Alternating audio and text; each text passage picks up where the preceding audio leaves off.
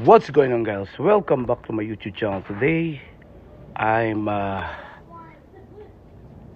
showing you my new electric chainsaw made by Hanwise. It's an HWSDLJ-C002 and it's powered by 160 watts, 20 volts, 6 inches, 4,500 RPM per minute. Made in China. It's a Chinese knockoff product. So this is a great product, as you see. So that's the actual chainsaw. It's an high-speed lithium-ion battery chainsaw, and it's a very nice product, even though it's a Chinese knockoff. Once you use this chainsaw, you better wear this is the eyeglasses that they gave it to you. It's free. It comes with that package, and also the gloves and oil. So it doesn't have the oil, but you can put the bar oil to oil this chain, and this is the bar guide. Okay. Prior that you guys will use it, I highly recommend you guys just oil this chain first, so that it will glide through easily once you use it. And it comes with an adapter, so it has a power supply, and this is the male plug.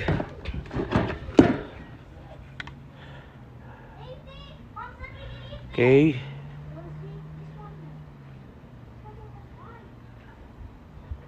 As you see, that's the power supply. 21 volts, 1 ampere. This one, it takes a while to charge it because it comes only with 1 ampere AC adapter or power supply. And it comes with the 3 chainsaw.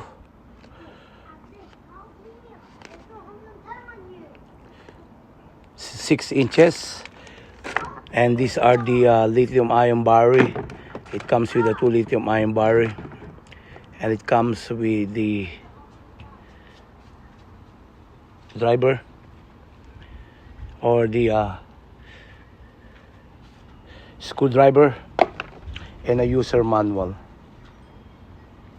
User manual, easy to understand. It's written in English. You need to be careful. You need better read the manual first before you start using this chainsaw. Use the right bar and chain oil. So I have an SCP Premium. So it has an anti-wear additives engineered with technology. This is the right oil that you can use for your chainsaw. The 6 inches portable chainsaw. This is a cordless. I already oiled the chain. Now this one, that's the oil. I already filled it up with the bar oil. Now all I need to do is just put the battery, and I'm gonna use my leather gloves. I'm not gonna use the gloves that they provided. Wear your eye protection. This is a must. So I'm gonna cut that one. Okay. So once you attach the battery, this is the lever. Once you press this, it's not gonna start unless if you press that button. If you see the circular button, if you press that together with the lever, that will trigger to start up this chainsaw. Okay, you need to be careful once you use this. So this is the one that we are going to cut, because this is already a dead branches.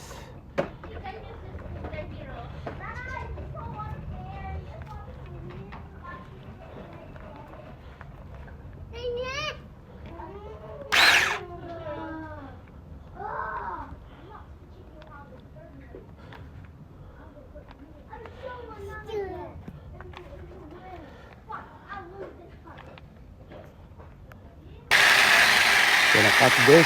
Make sure that you start cutting from here. There it is. So I'm gonna cut it from here as well. Don't cut like this, because it's gonna do the kickback. Don't ever try to cut it like this, especially the edge of the chainsaw. gonna do the kickback like this. So probably you should carry it all the way to the end of this chainsaw to make it safer. There it is. Then we're gonna cut this as well because this is a dead branches. This is a little bit thicker, but take a look. There it is. We gonna cut it from here too. Oh, this one. Where? Where? So my wife asked me to cut from here or here? Upper. So my wife asked me to cut it from here so it will become more even. As what I'm telling you, never cut using this chainsaw to the edge because it's gonna do the kickback. So I would rather do the like that. There it is. So easy to use, more convenient than a regular handsaw. So buy this from Amazon, and it costs only $35 to $40 or so. So I hope you guys learn how to use this type of chainsaw. It's safe, especially if you know how to use this type of chainsaw. Make sure that you always remove the battery after you use it. So I already removed the battery, as you see. And always clean the chainsaw after you use. Remove all the debris. This one, it comes with the it comes with the screw that I'm able to remove that screw and clean up the chain. So always clean it up, and this will serve you for a long years of work. This is a workhorse, I can guarantee you guys. My relative has this kind of chainsaw, but a different brand. It's a 6 inches cordless chainsaw. It works perfectly. He's been using it for so many years, and I decided to get for myself. And luckily, I have this type, a knockoff chainsaw.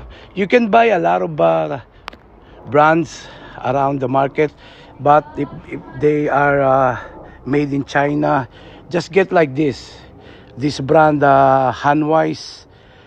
First time that I got this, as you see, and it's not gonna break your bank. This one, it costs only $35 to $40 to $50. It depends what brand that you guys will buy. You can buy it from Amazon, eBay. And this is a electric chainsaw, a high-speed lithium-ion battery. The only downside of this chainsaw is the charger, because the charger that it came with it is a 1 ampere, and it won't charge fast. It takes a while to charge it. I never try to charge it because the battery that it came with it still has a juice through that battery. But I know for sure that this 1 ampere, it takes 5 to 6 to 8 hours to fully charge the battery. But if you guys have similar 20 volts, 21 volts adapter like this, the output voltage with 110 to 220, but the input voltage in the US is 110, and you are able to use a fast charger like 3 ampere, 5 ampere. That one charges really fast.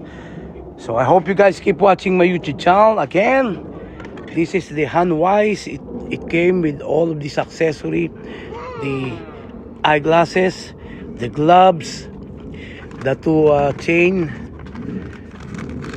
and the 2 lithium-ion battery, and the adapter. I hope you guys keep watching my YouTube channel, and it comes also with this, the oil. And my boy is eating an ice cream. That's the soy. Say hi. Hi. Say ate hi. That's my children.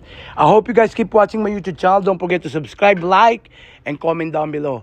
Again, this is a Hanwise, a 6 inches cordless battery.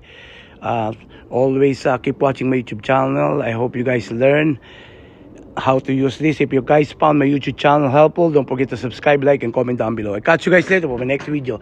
Thanks for stopping by. May God bless you all. Bye for now. And God bless.